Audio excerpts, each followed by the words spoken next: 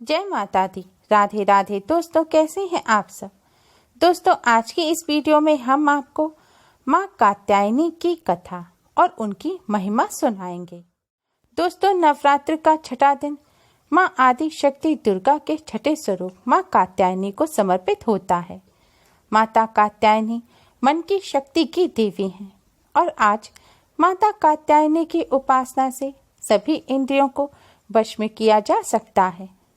नवरात्र में छठे दिन माँ कात्यायनी की पूजा की जाती है। इनकी उपासना और आराधना से भक्तों को बड़ी आसानी से अर्थ, धर्म, काम और मोक्ष चारों फलों की प्राप्ति होती है। उसके रोग, शोक, संताप और भय नष्ट हो जाते हैं। जन्मों के समस्त पाप भी नष्ट हो जाते हैं। माँ कात्यायनी रोग शोक को दूर करके आयु और समृद्धि भी प्रदान करती हैं। जिन लोगों के विवाह में रुकावट आ रही है, उन्हें माँ कात्यायनी का पूजन अवश्य ही करना चाहिए। माँ कात्यायनी का पूजन करने से विवाह में आ रही रुकावट भी दूर होती है और विवाह संबंधी सभी समस्याओं से छुटकारा मिलता है। ऐसी मान्यता है कि देवी के छठे स्वरूप माता कात्यायनी की पूजा भगवान श्री राम और भगवान श्री कृष्ण ने भी की थी। पौराणिक कथाओं के अनुसार ब्रज की गोपियों ने भगवान श्री कृष्ण को पाने के लिए देवी के इस स्वरूप की पूजा की थी। देवी भागवत, स्कंद पुराण, वामन पुराण में देवी कात्यायनी की कथा मिलती है। माँ कात्यायनी ने महिषासुर का वध करके देवताओं की रक्षा की थी। माँ कात्यायनी की उपासना से अद्भुत शक्ति का संचार होता है और दुश्मनों से लड़ने की शक्ति आती है। माँ कात्यायनी शत्रुओं का अंत करती हैं। माँ कात्यायनी के भक्तों को दुश्मनों का भय नहीं रहता।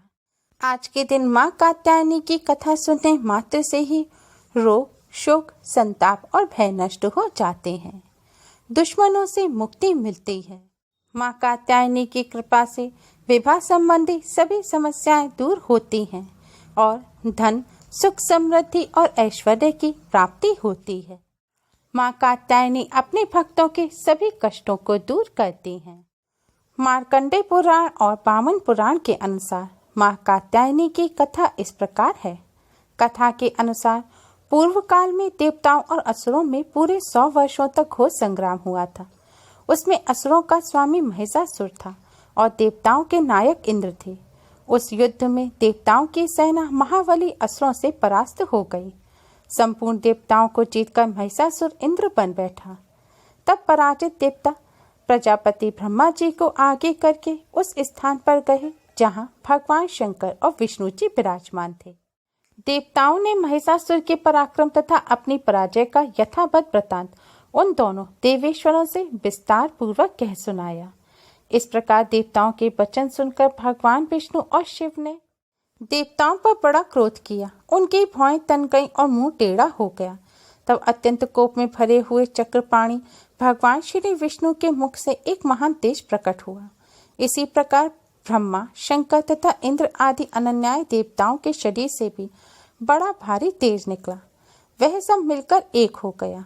महान तेज का वह पुंज ज्वाज्वल्यमान पर्वत सा जान पड़ा। देवताओं ने देखा वहां उसकी ज्वालाएं संपूर्ण दिशाओं में व्याप्त हो रही हैं। संपूर्ण देवताओं के शरीर से प्रकट हुए उस तेज की कहीं तुलना नहीं थी। एकत्रित होने पर वह एक नारी के रूप में परिणत हो गया और अपने प्रकाश से तीनों लोकों में व्याप्त जान पड़ा। भगवान शंकर का जो तेज था, उससे उस देवी का मुख प्रकट हुआ। यमराज के तेज से उसके सिर में बाल निकल आए। श्री विष्णु भगवान के तेज से उनकी भुजाएं उत्पन्न हुई। चंद्रमा के तेज से दोनों स्तनों का और इंद्र के तेज से मध्य भाग कटी प्रदेश का प्रादुर्भाव हुआ।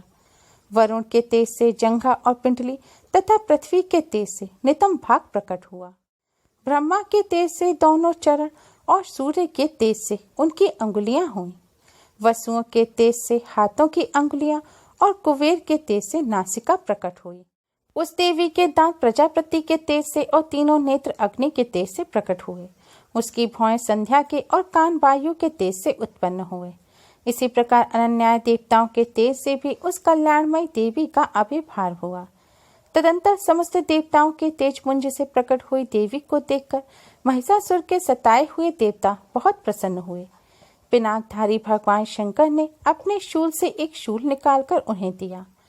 फिर भगवान विष्णु ने भी अपने चक्र से चक्र उत्पन्न करके भगवती को अर्पण किया। वरुण ने भी शंख भेंट किया। अग्नि ने उन्हें शक्ति दी और वायु ने धनुष तथा बाण से भरे हुए 2 तरकश प्रदान किए।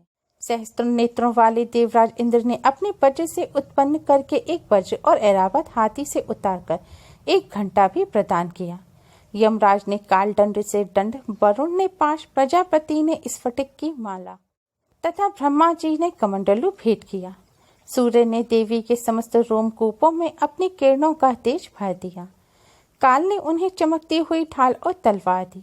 6 समुद्र ने उज्जवल हाथ तथा कभी जीर्ण न होने वाले 2 दिव्य वस्त्र भेंट किए। साथ ही उन्होंने दिव्य चूड़ामणि, 2 कुंडल, कड़े, उज्जवल अर्धचंद्र, सब बाहुओं के लिए केयूर, दोनों चरणों के लिए निर्मल निपुर, गले की सुंदर हंसली और सब अंगुलियों में पहनने के लिए रत्नों की बड़ी अंगूठियां भी भेंट की।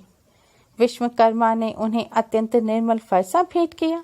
साथ ही अनेक प्रकार के अस्त्र और अभेद कवच दिए। इनके सिवा मस्तक और वक्ष स्थल पर धारण करने के लिए कभी न कुम्हलाने वाले कमलों की मालाएं दी। जल्दी ने उन्हें सुंदर कमल का फूल भेंट किया। हिमालय ने सवारी के लिए सिंह तथा भांति भांति के रत्न समर्पित किए। धनाध्यक्ष कुबेर ने मधु से भरा पान पात्र दिया तथा संपूर्ण नागों के राजा शेष ने, जो इस पृथ्वी को धारण करते हैं, उन्हें बहुमूल्य मणियों से विभूषित नागहार भेंट किया। इसी प्रकार अन्य देवताओं ने भी अपने आभूषण और अस्त्र शस्त्र देकर देवी का सम्मान किया। तत्पश्चात देवी ने बारंबार अट्टहास पूर्वक उच्च स्वर से गर्जना की। उस समय देवताओं ने अत्यंत प्रसन्नता के साथ सिंह वाहिनी भवानी से कहा, देवी तुम्हारी जय हो। साथ ही महर्षियों ने भक्ति भाव से विनम्र होकर उनका स्तवन किया। इस तरह देवताओं के तेज पुंज से देवी का प्राकट्य हुआ। देवी ने महिषासुर आदि दैत्यों का वध करके देवताओं को उनका राज्य वापस दिलाया। माँ ने 10वीं तिथि के दिन महिषासुर का अंत किया था। इसके बाद शुंभ निशुंभ ने भी स्वर्गलोक पर आक्रमण करके इंद्र का सिंहासन छीन लिया था और नवग्रहों को बंधक बना लिया था। अग्नि और वायु का बल पूरी तरह से उन्होंने छीन लिया था। उन दोनों ने देवताओं का अपमान करके उन्हें स्वर्ग से निकाल दिया था।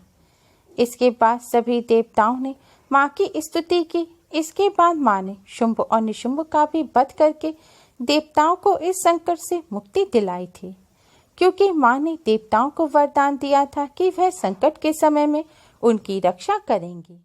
कात्यायन गोत्र में विश्व प्रसिद्ध महर्षि कात्यायन ने भगवती की उपासना की, कठिन तपस्या की और उनसे इच्छा की कि उन्हें पुत्री की प्राप्ति हो। माँ भगवती ने उनके घर पुत्री के रूप में जन्म लिया। कात्यायन ऋषि की पुत्री होने की वजह से ही इन देवी का नाम कात्यायनी पड़ा। इनका गुण शोध कार्य है, इसलिए इस वैज्ञानिक युग में माँ कात्यायनी का महत्व सर्वाधिक हो जाता है। इनकी कृपा से ही सारे कार्य पूरे हो जाते हैं। ये वैद्यनाथ नामक स्थान पर प्रकट होकर पूजे गए। माँ कात्यायनी अमोघ फलदायिनी है। माँ कात्यायनी का स्वरूप अत्यंत भव्य और दिव्य है। ये स्वर्ण के समान चमकीली हैं और भास्वर हैं। इनकी 4 भुजाएं हैं। दाईं तरफ का ऊपर वाला हाथ अभय मुद्रा में है तथा नीचे वाला हाथ वर मुद्रा में है। माँ के बाईं तरफ के ऊपर वाले हाथ में तलवार है व नीचे वाले हाथ में कमल का फूल सुशोभित है। इनका वाहन भी सिंह है। इनकी उपासना और आराधना से भक्तों को बड़ी आसानी से अर्थ, धर्म, काम और मोक्ष चारों फलों की प्राप्ति होती है। भक्तों के रोग, शोक, संताप और भय नष्ट हो जाते हैं। जन्मों के समस्त पाप भी नष्ट हो जाते हैं। इसलिए कहा जाता है कि माँ कात्यायनी की उपासना करने से परम पद की प्राप्ति होती है। माँ कात्यायनी शत्रु हंता है, इसलिए इनकी पूजा से शत्रु पराजित होते हैं और जीवन सुख में बनता है। जबकि माँ कात्यायनी की पूजा करने से कुंवारी कन्याओं का विवाह होता है और मनचाहे वर की प्राप्ति होती है। आज के दिन माँ कात्यायनी की कथा सुनने मात्र से ही माँ कात्यायनी की कृपा से सभी कष्टों और संकटों से मुक्ति मिलती है। माँ कात्यायनी अपने भक्तों के सभी कष्टों को दूर करती हैं और सुखमय जीवन प्रदान करती हैं। माँ कात्यायनी शत्रुओं से भी रक्षा करती हैं और रोग, शोक, दुख, दरिद्रता को दूर करती हैं। उम्मीद है आपको हमारी ये वीडियो पसंद आई होगी। प्लीज़ लाइक करें, हमारी इस वीडियो को अपने फ्रेंड्स और रिश्तेदारों में ज़्यादा से ज़्यादा शेयर करें, जिससे वह भी इसका लाभ उठा सकें। हमारी और भी वीडियोस के लिए हमारे चैनल को सब्सक्राइब करना ना भूलें।